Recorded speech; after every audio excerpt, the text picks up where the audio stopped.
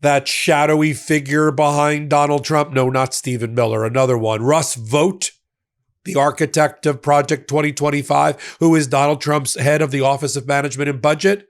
He and Donald Trump are rubbing their hands in glee. They want the government to shut down on October 1st. They want Americans to suffer because they're going to use it and are already using it in order to slash the federal workforce even more, to put more people on furloughs, to further disconnect the American people from the government in terms of social services and programs, to continue to slash Social Security, Medicare, and Medicaid. The goal of the Trump administration, as enabled by people like Russ Vought, who you're going to learn more about here, is to shrink the administrative state, which helps people, which regulates our food and our water and our financial markets and consumer protection. Get rid of all that. We don't need clean air, clean water, sanitary conditions, proper workforce and workplace conditions for workers. We don't need our food supply being properly regulated, our chain of drugs and medicines properly regulated. Get rid of all that and beef up on the other side, the police state, shrink the administrative state and pump up the police state. And Donald Trump meeting with Hakeem Jeffries, the Speaker of the House, the one-day Speaker of the House, the Minority Leader, and Chuck Schumer in the White House is just performative. He is never going to come up with a resolution because he doesn't want a resolution, because he's figured out in his own mind that he'll try to blame the Democrats for the shutdown. I think he's going to have a hard time doing that. We'll talk more about it here Tuesday on Legal AF. When you have Donald Trump's polling numbers in the toilet, 10 new polls have come out in the last couple of days. I just did a hot take on it. He's down around circling the drain at 39% approval rating. That means a fair number of MAGA have left the building in support of Donald Trump. Yet Russ Vought sees this, along with Donald Trump, as a generational opportunity to reshape the federal government once and for all. These are people who believe that after the last criminal presidency and the last criminal Department of Justice we had, which was the Nixon administration, that the pendulum swung too far, taking away power and rights from the presidency and putting it in the hands of Congress and the courts. So they've been trying to swing it back ever since.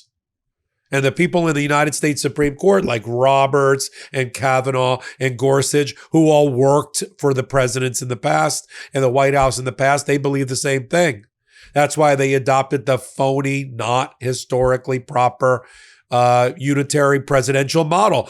More power to the president. All power in the executive branch resides in one Leviathan, one dictator, one king. All right. So I don't want anybody to get all excited. Donald Trump is going to use the October 1st shutdown as a way to continue to fire federal workers and close federal agencies. And if you want somebody to blame besides Donald Trump, then and I've been talking about him since Donald Trump was president-elect this time around, we said keep an eye on Russ Vought. Literally, the architect of Project 2025 at the Heritage Foundation, had been in Donald Trump's original administration the first term and learned from his mistakes.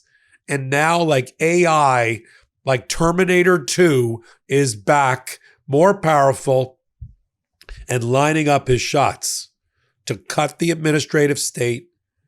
Goodbye water, goodbye air, goodbye food, goodbye education, goodbye consumer protection. Hello, money for the police state. If you want to look at all the major things that you and I here are rubbing their hands about, you can blame Russ Vought. Canceling foreign aid to the tune of $50 billion, Russ Vought. The destruction of the Corporation for Public Broadcasting and public broadcasting, Russ Vought. Slashing Medicare and food stamps, Russ Vought. The attack on the independence of the Federal Reserve, Russ Vought. Killing off the Consumer Financial Protection Board, Russ Vought.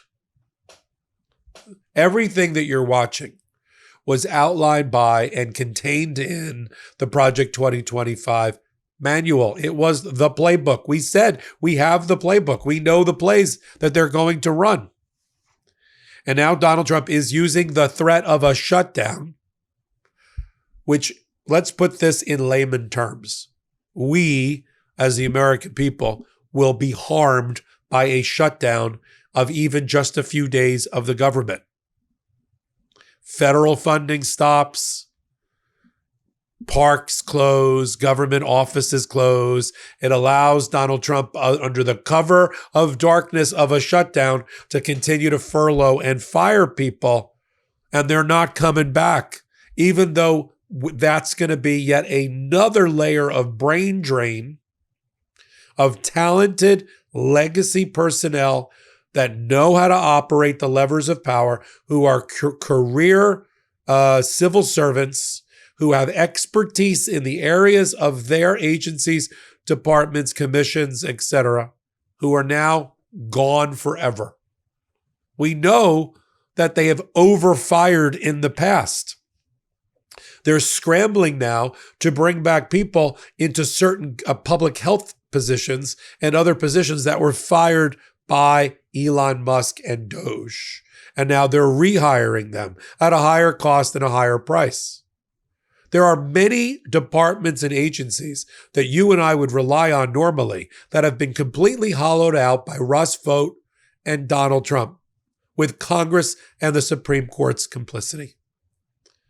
Yeah. When you slash funding 90% at the Consumer Financial Consumer Finance Protection Board, when you do the same for the Department of Education and the Voice of America and so many different agencies and bodies, and you fire everybody and you put the Russ Voughts or the Linda McMahons of the world in charge, you have completely gotten rid of that department, that agency, and their impact on American society. It's gone. Now, we'll have to fix it in 2028. But Donald Trump is busy doing that which he cannot do, which is to create executive agencies or to destroy the ones that already exist. Russ Vought is the one who came up with pocket rescission. Congress allocates money, but Donald Trump thinks it's too much money, so he deallocates it. He rescinds it. It's called a pocket rescission. And now the Supreme Court is allowing him to do it under the guise of foreign aid. Well, he's in charge of all things foreign.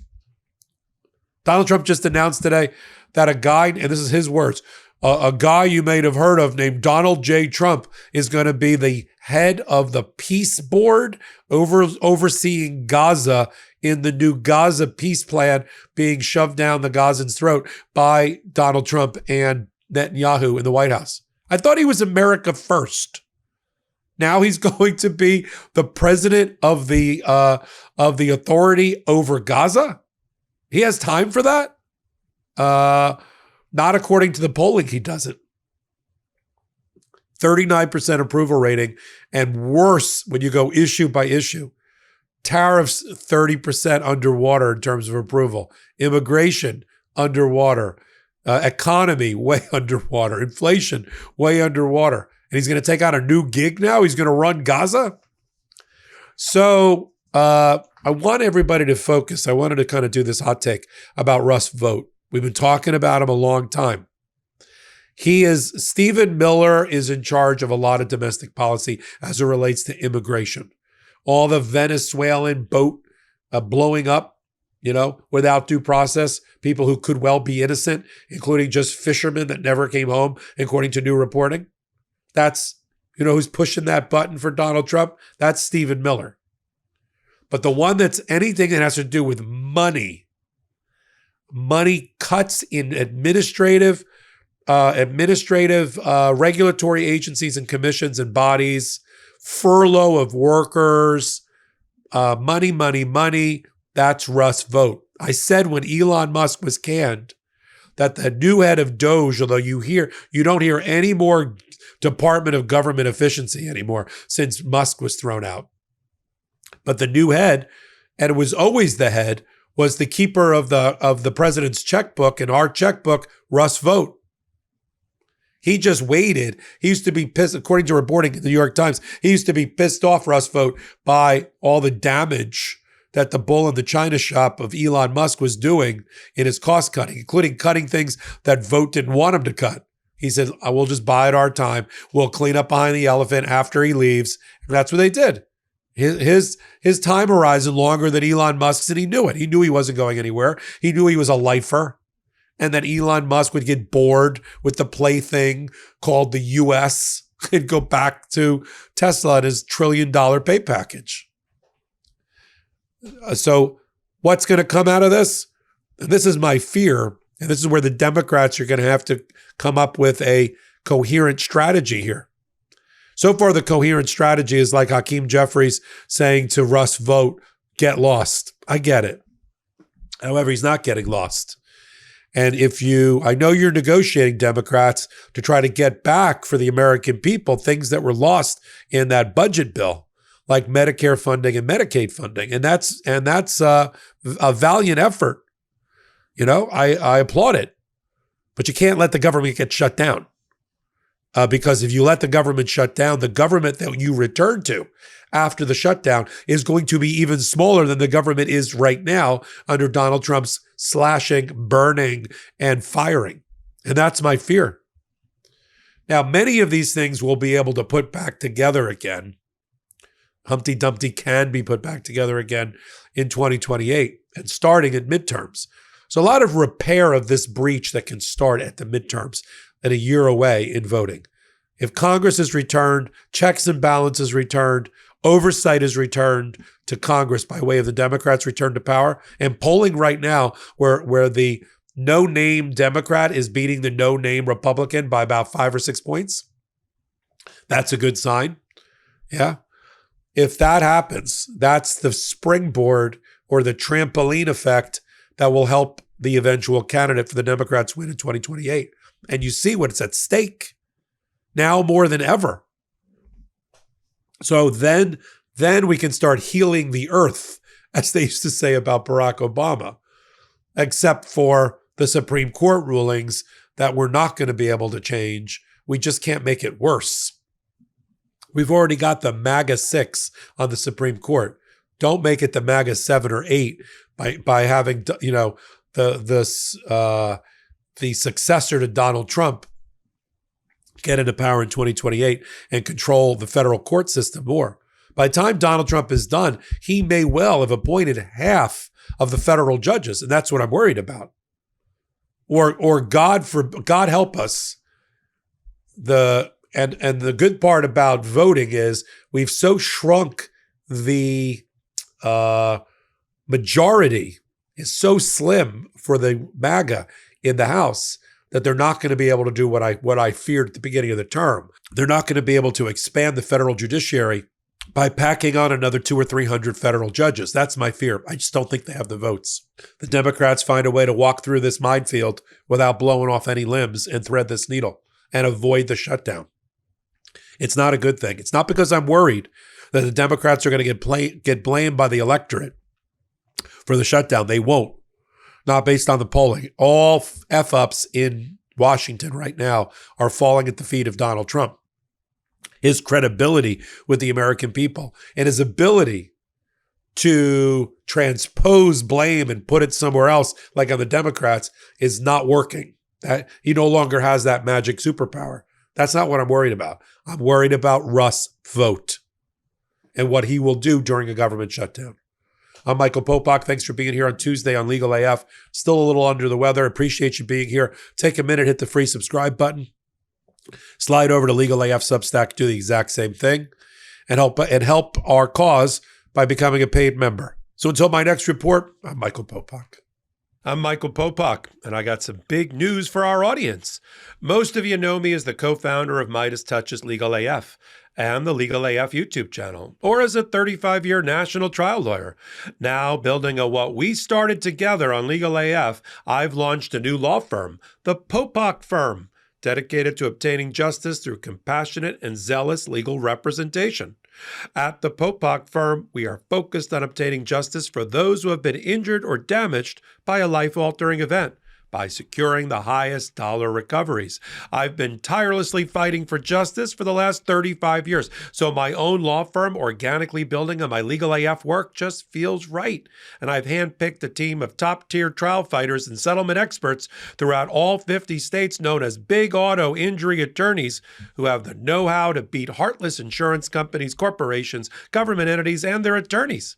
Big Auto's attorneys working with my firm are rock stars in their respective states and collectively responsible for billions of dollars in recoveries. So if you or a loved one have been on the wrong side of a catastrophic auto, motor vehicle, rideshare, or truck accident, suffered a personal injury, or been the victim of medical malpractice, employment harassment or discrimination, or suffered a violation of your civil and constitutional rights, then contact the Popok firm today at 1-877-POPOK-AF or by visiting my website at www.thepopokfirm.com and fill out a free case evaluation form. And if we determine that you have a case and you sign with us, we don't get paid unless you do. The Popok firm, fighting for your justice every step of the way.